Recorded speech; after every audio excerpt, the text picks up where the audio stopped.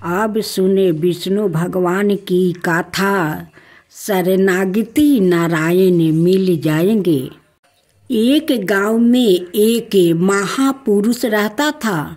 वो कुएं पर सवाए को लटका कर ध्यान करता था और वो कहता था, जिस दिन यह जंजीर टूटेगी मुझे ईश्वर मिल जाएंगे। उनसे पूरा गांव प्रभावित था। गांव के सभी जन उनकी भक्ति, उनके तप की प्रशंसा करते थे। उसी गांव के एक व्याकुल परास के मन में इच्छा हुई कि मैं भी ईश्वर दर्शन करूं, मुझे भी प्रभु से मिलना है। परास कुएं पर रस्सी से पैर को बांधकर कुएं में लटक गया और कृष्णा जी का ध्यान करने लगा। जब वो रस्सी टूटी, उसे कृष्णा भगवान ने अपनी गोद में उठा लिया और दर्शन भी दिया। तब परास ने पूछा, भगवान जी, आप इतनी जल्दी मुझे दर्शन देने क्यों चले आए, जबकि वो महापुरुष महात्मा तो कई बरस से आपको बुला रहे हैं। कृष्णा बोले, प्रिय पुत्रा परास, वो कुएं पर लटकते जरूर है, किंतु पैर को लोहे की जंजीर से बांधकर लटकते हैं। परास, क्या तुम्हें इसका तात्पर्य समझा? उस महापुरुष को मुझसे ज़्यादा जंजीर पर विश्वास है, जबकि तुझे सवाए से ज़्यादा मुझ पर विश्वास है। दोनों की श्रद्धा में आकाश भूमि जैसा फर्क है, इसलिए मैं तुम्हें शीघ्र मिलने आ गया। भगवान का सानिध्य प्राप्ति होने से परास का रोम रोम पुलकित हो गया, धन्य हो गया। उसकी अंदरूनी श्रद्धा साहस गुना वृद्धि गीत हो गई। वो नतमस्तक हो गया। ऐसे कोई नियम नहीं है कि ईश्वर दर्शन में वर्षों लगाने चाहिए। आपकी शरणागति आपको ईश्वर के दर्शन अवश्य कराएगी और शीघ्र ही कराएगी। आपको इस परास की तरह सवाए की आस्था और श्रद्धा में सत्य रखना पड़ेगा। जो स्वच्छ शुद्ध अंतर आत्मा स्वभाव युक्त हो, अर्थात पवित्र अंतकरण युक्त हो, उसके एक आहन पर ईश्वर आएंगे। आप सुने भगवान शालिग्राम की कृपा की गाथा। कृष्णा नगर के पास एक गांव में एक ब्राह्मण रहते थे। वो ब्राह्मण पुरोहित का काम करते थे। एक दिन यजमान के यहाँ पूजा कराकर घर लौटते समय उन्होंने रास्ते में देखा कि एक मालिन साग वाली एक औरत बैठी साग बेच रही है। भीड़ लगी है, कोई साग तुलवा रहा है तो कोई मोल कर रहा है। पंडित जी रोज उसी रास्ते जाते भी साग वाली को भी वही देखते। एक दिन किसी जान पहचान के आदमी को साग खरीदते देखकर वो भी वही खड़ा हो गया। उन्होंने देखा साग वाली के पास एक पत्थर का बाट है, उसी से वो 5 शेर वाले को 5 शेर और 1 शेर वाले को 1 शेर साग तोल रही है। एक ही बाट सब तोल में समान काम देता है, पंडित जी को बड़ा आश्चर्य हुआ। उन्होंने सागवाली से पूछा, तुम इस एक ही पत्थर के बाट से कैसे सबको तोल देती हो? क्या सबका वजन ठीक उतरता है? पंडित जी के परिचित व्याकृत ने कहा, हाँ पंडित जी, यह बड़े आश्चर्य की बात है। हम लोग ने कई बार इससे लिए हुए साग को दूसरी जगह तोल कर आजमाए, पूरा वजन सही सही उतरा। पंडित जी ने कुछ रुक कर सागवाली से कहा, बेटी यह पत्थर मुझे दोगी? सागवाली बोली, नहीं बाबा जी, तुम्हें नहीं दूंगा। मैंने बड़ी कठिनाता से इसको पाया है। मेरे शेर बटखरे खो जाते तो घर जाने पर माँ और बड़े भाई मुझे मारते हैं। 3 बरस की बात है, मेरे बटखरे खो गए। मैं घर गई तो बड़े भाई ने मुझे मारा। मैं रोते रोते घाट पर आकर बैठ गई और मन ही मन भगवान को पुकारने लगी। इतने में ही मेरे पैर के पास यह पाथर लग गया। मैंने इसको उठाकर ठाकुर जी से कहा, महाराज मैं तोलना नहीं जानती, आप ऐसी कृपा करें जिससे इसी से सारे तोल हो जाए। बस तब से मैं इसे रखती हूँ। अब मुझे अलग अलग बटखरों की जरूरत नहीं होती। इसी से सब काम निकल जाता है। बताओ तुम्हें कैसे दूँ? पंडित जी बोले, मैं तुम्हें बहुत से रुपये दूंगा। सागवाली ने कहा, कितने रुपये दोगे? तुम मुझे वृंदावन का खर्चा दोगे? सब लोग वृंदावन गए हैं, मैं ही नहीं जा सकती हूँ। ब्राह्मणों ने पूछा, कितने रुपया में तुम्हारा काम होगा? सागवाली ने कहा, पूरे 3000 रुपये चाहिए। ब्राह्मण बोले, अच्छा बेटी यह तो बताओ, तुम इस शिला को रखती कहाँ हो? सागवाली ने कहा, इसी टोकरी में रखती हूँ बाबा जी। और कहाँ रखूँगी? ब्राह्मण घर लौट आए और चुपचाप बैठे रहे। ब्राह्मणी ने पति से पूछा, यह उदास क्यों बैठे हैं? देर जो हो गई है। ब्राह्मण ने कहा, आज मेरा मन खराब हो रहा है, मुझे 300 रुपये की जरूरत है। ब्राह्मण ने पत्नी ने कहा, इसमें कौन सी बात है? आपने ही तो मेरे गहने बनवाए थे।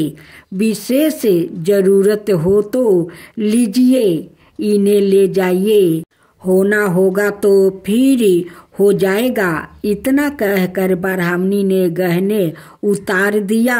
ब्राह्मण ने गहने बेचकर रुपये इकट्ठा किया और दूसरे दिन सवेरे सागवाली के पास जाकर उसे रुपये गिन दिया और बदले में उस शिला को ले लिया। गंगा जी पर जाकर उसको अच्छी तरह धोआ और फिर नहा धोआकर वो घर लौट आया। इधर पीछे से एक छोटा सा सुकुमार बालक जाकर ब्राह्मणी से कह गया कि पंडिताइन जी, तुम्हारे घर ठाकुर जी आ रहे हैं, घर को अच्छी तरह झाड़ बहार कर ठीक करो। सरल हृदय ब्राह्मणी ने घर साफ करके उसमें पूजा की समग्रही सजा दिया। ब्राह्मण ने आकर देखा तो उन्हें आश्चर्य हुआ। ब्राह्मणी से पूछने पर उसने छोटे बालक के आकर कह जाने की बात सुनाई। यह सुनकर पंडित जी को और भी आश्चर्य हुआ। पंडित जी ने शीला को सिंहासन पर बैठाकर उसकी पूजा की, फिर उसे ऊपर वाले में बैठा दिया। रात को सपने में भगवान ने कहा, तू मुझे जल्दी लौटा आओ, नहीं तो तेरा भला नहीं होगा। सबरनाथ को जगाया। ब्राह्मण ने कहा, जो कुछ भी हो मैं तुमको लौटाऊंगा नहीं। ब्राह्मण घर में जो कुछ भी पात्रा पुष्पा मिलता उसी से पूजा करने लगे। 2-4 दिनों बाद सपने में फिर कहा, मुझे फेंकाओ, नहीं तो तेरा लड़का मर जाएगा। ब्राह्मण ने कहा, मर जाने दो, तुम्हें नहीं फेंकूंगा। महीना पूरा बीतने भी नहीं पाया था कि ब्राह्मण का एकमात्र पुत्र मर गया। कुछ दिनों बाद फिर सपना देखा, अब भी मुझे वापस दे आओ, नहीं तो तेरी लड़की मर जाएगी। दृढ़ निश्चय ही ब्राह्मण ने पहले वाला ही जवाब दिया। कुछ दिनों पश्चात लड़की मर गई। फिर कहा कि अब की बार स्त्री मर जाएगी। ब्राह्मण ने इसका भी वही उत्तर दिया। अब स्त्री भी मर गई। इतने पर भी ब्राह्मण अचल अटल रहा। लोगों ने समझाया, यह पागल हो गया है। कुछ दिन बीतने पर सपने में फिर कहा गया, देख अब भी मान जा, मुझे लौटा दे, नहीं तो 7 दिनों में तेरे सिर पर बिजली गिरेगी। ब्राह्मण बोले, गिरने दो, मैं तुम्हें उस साग वाली की गंदी टोकरी में नहीं रखने देंगे। ब्राह्मण ने एक मोटे कपड़े में लपेटकर भगवान को अपने मजबूती से बांध लिया। वो सब समय यही उन्हें बांधे रखते थे। कंकार बिजली की गोती नजदीक आती पर लौट जाती। अब 3 ही दिन शेष रह गया है। एक दिन ब्राह्मण गंगा जी के घाट पर संध्या पूजा कर रहे थे कि 2 सुंदर बालक उनके पास आकर जल में कूदे। उनमें एक सवाल था, दूसरा गोरा। उनके शरीर पर कीचड़ लपटा था। वो इस ढंग से जल में कूदे कि जल उछल कर ब्राह्मण के शरीर पर पड़ा। ब्राह्मण ने कहा, तुम लोग कौन हो भैया? कहीं इस तरह जल में कूदा जाता है? देखो मेरा शरीर पर जल पड़ गया है। इतना ही नहीं, मेरे भगवान पर भी छींटे पड़ गया है। देखते नहीं मैं पूजा कर रहा हूँ। बालकों ने कहा, आहो तुम्हारे भगवान पर भी छींटे लग गया, हमने देखा नहीं। बाबा तुम गुस्सा ना होना।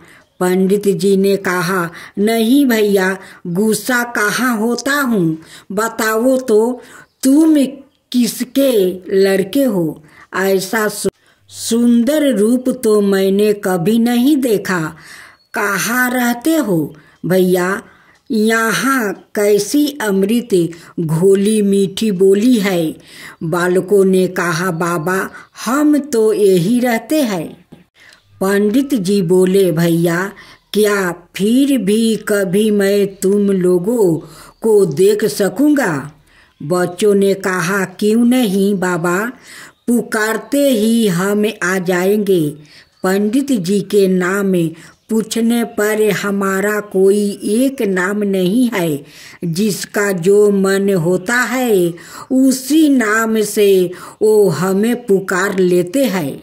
सांवला लड़का इतना कह कर चल गए। लो मुरली जरूरत हो तब इसे बजाना, बजाते ही हम लोग आ जाएंगे। दूसरे गोर लड़के ने एक फूल देकर पंडित जी से कहा, बाबा इस फूल को अपने पास रखना, तुम्हारा सादा मंगल होगा। वो जब तक वहाँ से चले नहीं गए, ब्राह्मण एक ध्यान दृष्टि से उनके और आंखें लगाए रहे। मन ही मन सोचने लगे, ये कितने सुंदर है, दोनों कभी फिर इनके दर्शन होंगे। ब्राह्मण ने फूल देखकर सोचा, फूल तो बहुत बढ़िया है, किसी मनोहर गंध आ रही है, इस पर मैं इसका क्या करूँगा और रखूँगा भी कहाँ। इससे तो अच्छा है राजा को ही दे आऊँ। पंडित जी ने जाकर फूल राजा को दिया। राजा बहुत प्रसन्न हुआ। उन्होंने उसे महल में ले जाकर बड़ी रानी को दिया। इतने में ही छोटी रानी ने जाकर कहा, मुझे भी एक ऐसा ही फूल मंगवा दो, नहीं तो मैं डूब मरूंगी। राजा दरबार में आए और सिपाहियों को उसी समय पंडित जी को खोजने भेजा। सिपाहियों ने ढूंढते ढूंढते जाकर देखा, ब्राह्मण देवता सिर पर शीला बांध लिया और छाया में बैठ गया और गुनगुना रहे हैं। वो उनको राजा के पास लाया जाए। राजन ने कहा, महाराज वैसा ही एक फूल और चाहिए। पंडित जी बोले, राजन मेरे पास तो वो एक ही फूल था, पर देखिए चेष्टा करता हूँ। ब्राह्मण उन लड़कों की खोज में निकल पड़े। आग के मास्ता उन्हें मुरली वाले बता दिया गया। उन्होंने मुरली बजाई। उसी क्षण गौर शाम जोड़ी प्रकट हो गई। ब्राह्मण रूपे मधुरी के पान में मतवाले हो गया। कुछ देर बाद उन्होंने कहा, भैया वैसा एक फूल और चाहिए। मैंने तुम्हारा दिया हुआ फूल राजा को दे दिया था। राजा ने वैसे ही एक फूल और मांगा है। गोरे बालक ने कहा, फूल तो हमारा पास नहीं है, परंतु हम तुम्हें एक ऐसी जगह ले जाएंगे जहाँ वैसे फूलों का बगीचा खिला है। तुम आंखें बंद करो। ब्राह्मणों ने आंखें बंद कर लिया। बच्चे उनका हाथ पकड़कर ना मालूम किस रास्ते से बातें ही बातें कह ले गया। एक जगह पहुंचकर ब्राह्मण ने आंखें खोली तो देख कर मधुर हो गया। बड़ा सुंदर स्थान है, चारों ओर सुंदर सुंदर वृक्ष लगता, यादि पुष्प की मधुर सुगंध से सुशोभित है। बगीचे के बीच में एक बड़ा मनोहर महल है। ब्राह्मण ने देखा तो वो बालक गायब थे। वो साहस करके आगे बढ़े। महल के अंदर जाकर देखते हैं, सब ओर से सुसज्जित बड़ा सुरमय स्थान है। बीच में एक दिव्य रत्नों का सिंहासन है। सिंहासन खाली है। पंडित जी ने उस स्थान को मंदिर समझकर प्रणाम किया। उनके माथे पर बंधी हुई ठाकुर जी की शीला खुल कर नीचे गिर गई। ज्यों ही पंडित जी ने उसे उठाने को हाथ बढ़ाया कि शिला फटी और उसमें से भगवान लक्ष्मी नारायण प्रकट होकर सुनहरे सिंहासन पर विराजमान हो गए। भगवान नारायण ने मुस्कुराते हुए ब्राह्मण से कहा, हमने तुमको कितने दुख दिया है, परंतु तुम अटल रहे। दुख पाने पर भी तुमने हमें छोड़ा नहीं, पकड़े ही रहे। इसी से तुम्हें हम शरीर यहाँ ले आए हैं। जो भक्त स्त्री पुरुष घर गुरुजन परन धन यहाँ लोक और परलोक छोड़कर हमारी शरण में आ गया है, भला उन्हें हम कैसे छोड़ सकते हैं। इधर देखो, यह खड़ी है तुम्हारी साधामनी, तुम्हारी कन्या और तुम्हारा पुत्र, यह भी मुझे प्रणाम कर रहे हैं। तुम सब मेरी प्राप्ति हो गए हो।